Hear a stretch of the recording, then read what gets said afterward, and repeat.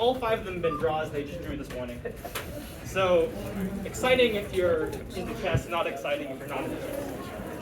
So obviously, I want to get an idea of how much chess this room knows. So who here knows how the pieces move? Wow, that's more than I was expecting. Okay, who here knows what castling is? Who here knows what en passant is?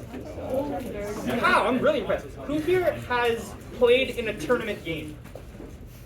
Are you serious? Some people, what are your... I play competitively. Really? What's your rating? USCF every day. USCF? USCF Peak is 1838. Let's go. A round of applause. So that means this room knows more chess than I do because I've never played a competitive game. Like 1930. But yes, let's talk about computer chess.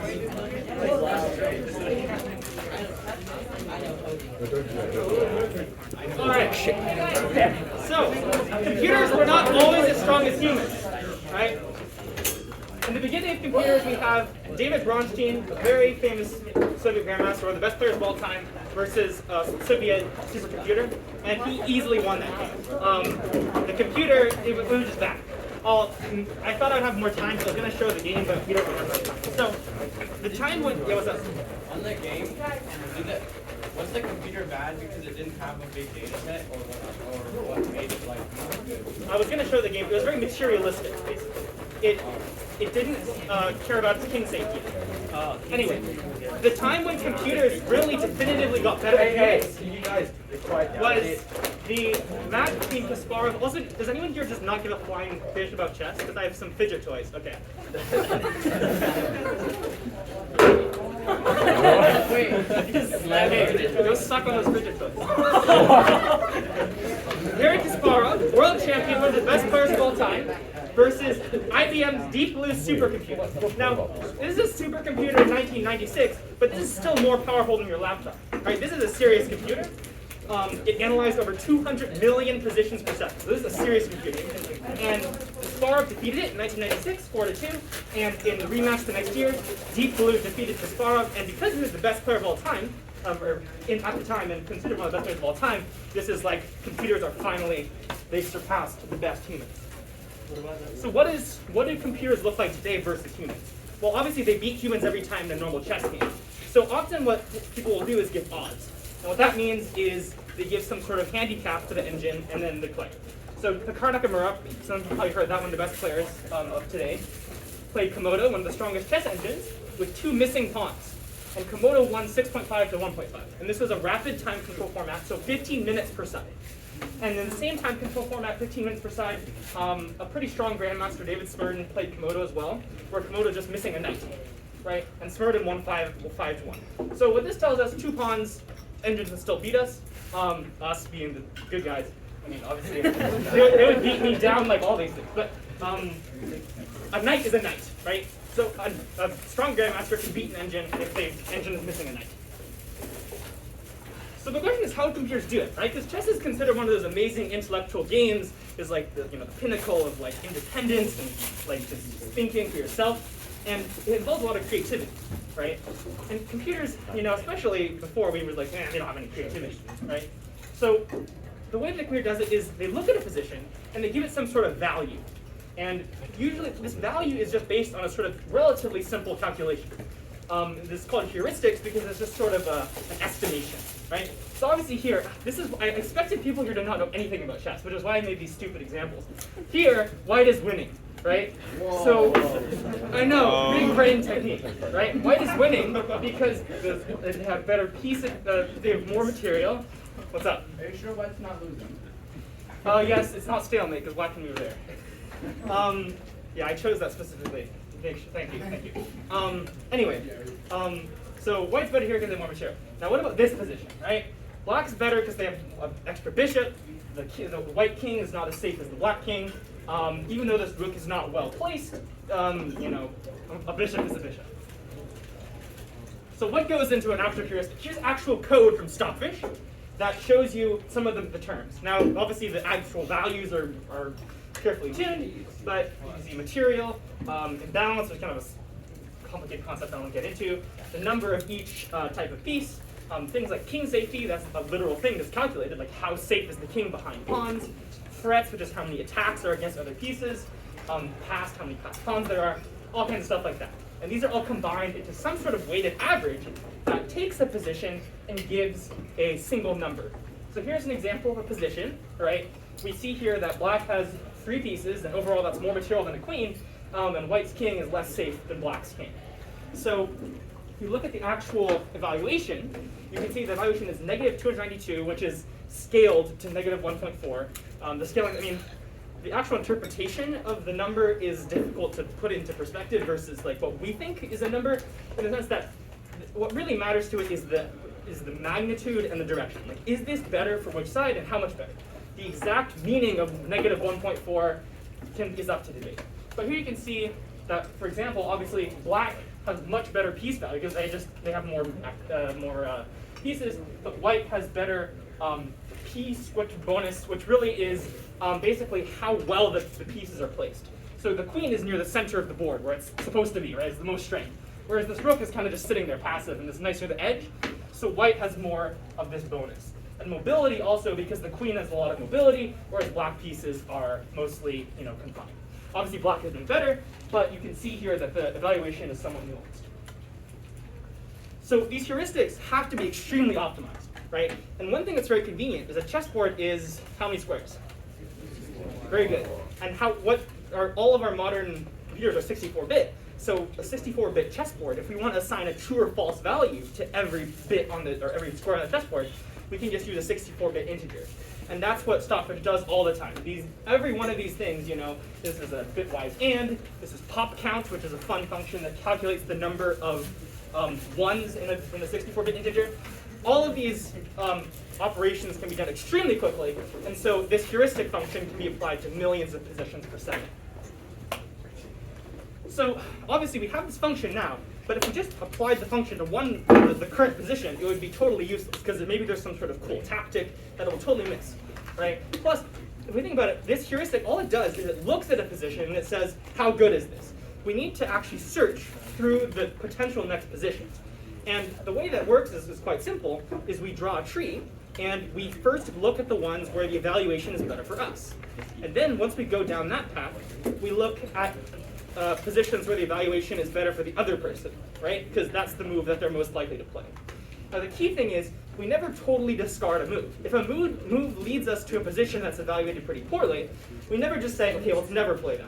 We just say, okay, let's examine that later, and then eventually we'll go back to it, and maybe that move turns out to be a really brilliant piece sacrifice that gives us a great advantage. Now there's all kinds of other strategies that engines use. I won't talk about them too in depth, because I want to talk about neural networks. Now this is a pretty recent phenomenon. What? So, neural networks, great buzzword. Okay, let me get everyone excited. Artificial intelligence, neural networks. Okay, so this is sort of the classical approach, right? We have a heuristic function. But in 2017 or 2016, there was a very famous paper published by Google's DeepMind. They constructed a chess engine called AlphaZero that beat Stockfish in 1,000 games, 290 wins, 24 losses. Now, this match was somewhat controversial. A lot of people were like, Stockfish wasn't given enough hardware. AlphaZero was using crazy Google tensor processing units or something. Like, it was not fair. But in any case, it at least showed that neural networks were competitive with, if not better, than traditional chess engines. And at that point, Stockfish was the best chess engine in the world. So how does AlphaZero do it? Well, what it does is it takes in as input the position, obviously, but instead of actually getting a single number, which is the evaluation position, how good or bad it is, it actually gives a list of moves, of potential moves, and a certain weight to them, like how good it thinks they are. And then to search, it looks at the moves sort of by their weight and goes down the tree like that. So the other key difference, well, the key thing that makes AlphaZero better than Stockfish is that even though the position evaluation function is much slower than Stockfish, it only evaluates, in these matches, evaluated about 80,000 per second or 70 million per second, its evaluation is much more accurate because it's able to take in a lot more information and have is able to have a much more nuanced understanding of the position because it's a giant neural network that's been trained on millions of games. Now, at this point, handcrafted evaluation, like that stuff I was just showing that was programmed in, like bitwise, whatever, is just no longer competitive with neural networks. Neural networks are just better than even these heuristic functions that people have spent years on. Yes? Are these neural networks how chess.com will evaluate your moves after a game and give you like accurate? Chess.com use a different method that I'm just going to get, but yes, they do use neural networks, and that's what I will discuss shortly. It's a very good question. So Leela Chess Zero is the open source recreation of AlphaZero because Google is annoying and never released their code. And then Stockfish in their version 12 added a neural network to their evaluation function. Now, these are sort of the two best engines in the world right now. There's a very famous rivalry between them. And so the question obviously is, if both are using machine learning, what's the difference between them? What does this mean? What does it mean, I wonder? Well, that's unfortunate. Just press close and not do it. Huh? It's a whiteboard. There we go. Thank you. Uh-oh. There we go. Oh, exciting. Thank you. So, there's a couple differences. The biggest difference is that this neural network is not outputting a list of move and their weights. This neural network is outputting an evaluation of a position. So it's still taking a position and saying, this is better for white, this is better for black by this amount. And it's trained on millions of positions by just looking at the position, searching to some depth, so it's more of an accurate function, and then trying to train on that data set. So this NNUE, which stands for Efficiently Updatable Neural Network, backwards because I think they're dyslexic, and or I think it just sounds better, like new or something. Anyway, this neural network is much smaller, so it's much faster to evaluate. Like it's still thousands of times faster than Leela's. And other minute thing is that in certain positions, the classical evaluation is still used, the hand-tuned one. So you can actually see the code here, which is if this condition is true, whatever the hell this means, we use this traditional evaluation, and if not, we use the neural network evaluation. And this condition is a little complicated, and it's still under constant debate. But the basic idea is that when the position is extremely tactical, when we need lots of in-depth computation to all kinds of crazy lines, then we use the traditional evaluation because the traditional is still faster than the neural network evaluation. And it turns out that with this condition, this isn't used very much, but when it is used, it's still it performs slightly better than the neural network.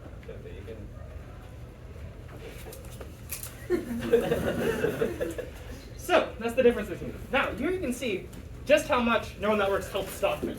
Here's Stockfish's development in 2016, slowly getting better as these people were tuning, carefully crafting this evaluation function, testing all kinds of different improvements. And then here, the neural network is introduced. You can see the rating as compared to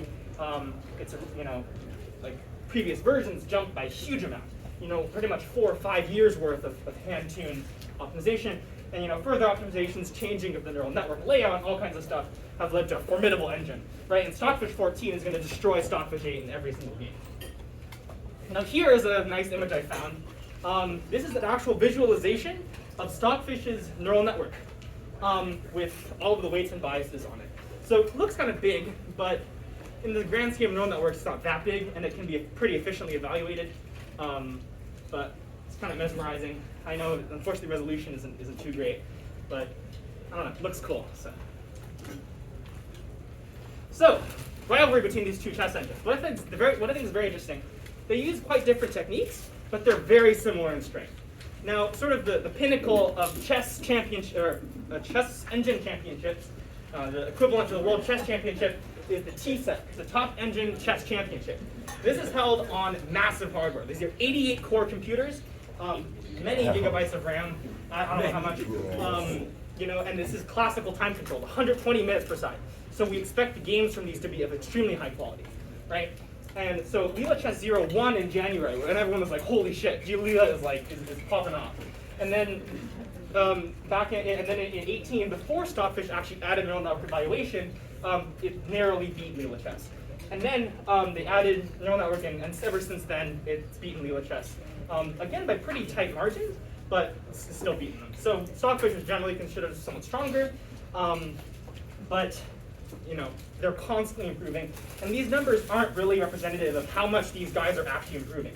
Like, if this Stockfish played this Stockfish, this one would get destroyed the whole time.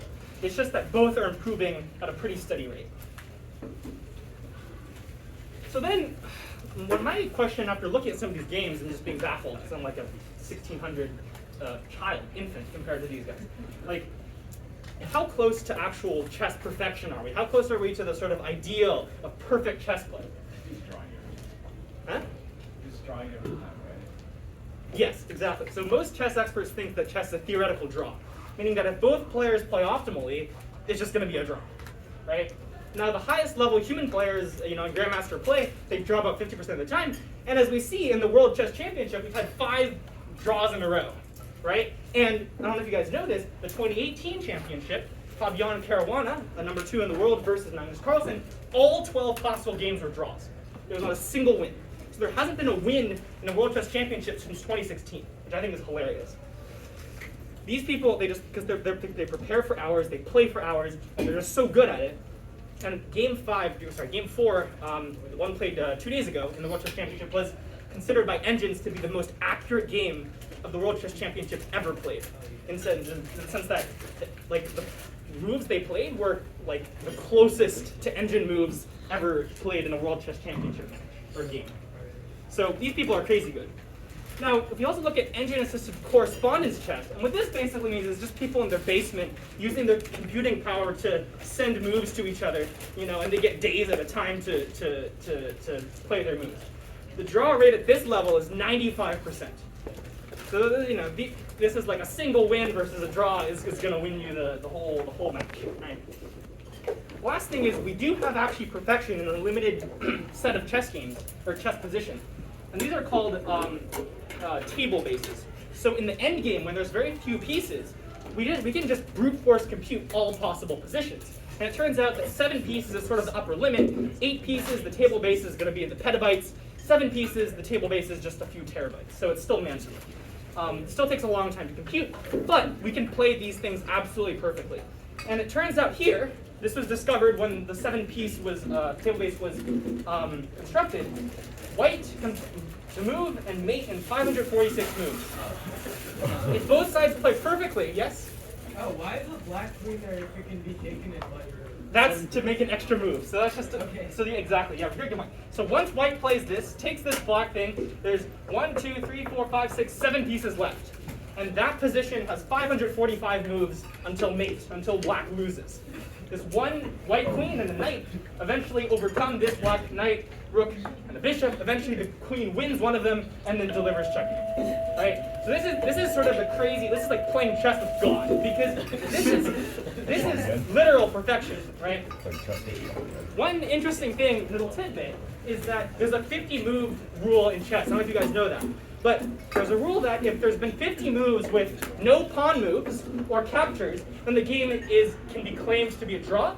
And after 75 moves, it's automatically claimed to be a draw. So what these table bases actually mean is that there are positions which are winning for white or black, but are just draws, because if both sides play optimally, one side can never make the other before the draw roll is invoked. So that's perfection in that realm. So, what are some takeaways from this? So ever since Deep Blue and all that, computers, even now your laptops, can outperform the best human players. But computer chess is still evolving, even as recently as the introduction of the efficient neural networks, which was, I think, August 2020, so that's quite recent. The classic method is a heuristic, where we look at a position, output some sort of number, and search that. Modern methods require some form of neural network to remain competitive at the highest levels. But I think that the biggest thing I want you to take away is that chess is a very deep game. Even with these high draw rates, we're never going to solve this game, because there are just too many games. And last time I got this figure wrong, I said like 10 to 40 or something, and you team beat me up for it. So the number of chess games is bigger than the number of atoms. So hopefully that pisses you off. Chess games are better than the universe. Anyway. The other thing I mean by deep is that, and I think you can best appreciate this when you're actually good at chess like you are. Like, there are so many levels to this game. Like, me and Kevin are similar in rating strength, right? We play each other in lead chess. He beats me sometimes, I beat him sometimes. Blunder at night, he blunders bad, right? What this really means, when we say similar rating, that just means we're at a similar level of not knowing what we're doing. If we played you, you'd probably lose most of the time. Right? I played my sister's boyfriend, who's rated like 1900. He beat me every time. Right? in turn, if he played, National Master and rated 2200, he's going to just get destroyed most of the time. In turn, if that National Master plays, International Master and be rated 2450, they're going to get destroyed all the time. And similarly, if they play a relatively strong Grandmaster, they're going to be defeated all the time. And what's crazy, right? Magnus Carlsen's currently rated 2855, and Jan Nepomniachtchi, I think, is 2781. Those are the top human ratings. Now, it's statistically questionable whether you can extend the ELO of humans to computers, but no matter what you do, you'll get something in this range. So even between Magnus Carlsen and all these top players, there are still levels of engine play. There are still engines who will defeat Magnus Carlsen every time, but will lose to Stockfish, or the best engines these days, every time. There are still levels of chess to be had between the best human players and the best engines. And I just think that's amazing. That chess is so deep that these engines are playing in the 3800 stratosphere. We have no clue what the hell is going on, but that just shows how complex of a game chess is. How funny would it be if you gave Magnus Carlsen? What? Huh? Oh, I know what you're talking about. It's kind of embarrassing. Students say, I found this old quiz problem, can you help me with it? And I saw pictures of udders at the top. Oh, I God. know who this is. Oh, God. Well, yes. Thank you. Anyway, lunch is pretty much over. I was going to show some games, but it's all right. Hopefully this was interesting even to the people who know about chess. Thank you.